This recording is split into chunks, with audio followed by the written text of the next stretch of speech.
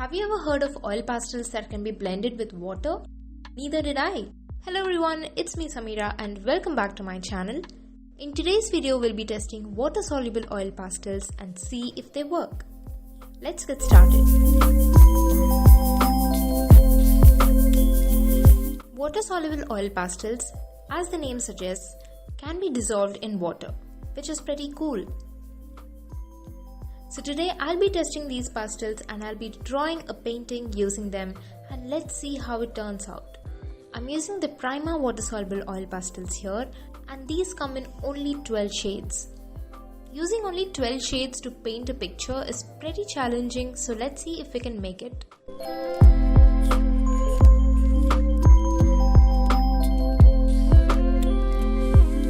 I first painted the background using blue and then I blended it with water.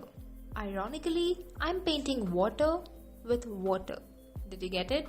The thing that I like about water-soluble oil pastels is that you can blend them with water whenever you want to, or you can choose to retain the texture of the pastel as well. I have used both of these techniques in this painting. For the underlayers, I've used water to blend, and for the top layers, I just used the normal pastel. The result was pretty interesting because the subject, which is the bird over here, is well defined and it has a texture, whereas the background, which is the water, had a blurry effect because of the blending with water. I hope you enjoy seeing this painting process as much as I did making it. Make sure to watch the video till the end because I am going to announce the giveaway winners at the end of the video. Also, if you enjoyed watching the video so far, then please give this video a thumbs up because it really helps us creators when you give that thumbs up. It just lightens our day. And we feel very happy and motivated when you give that thumbs up button. Alright, I'm gonna go now. Enjoy the music and the painting process.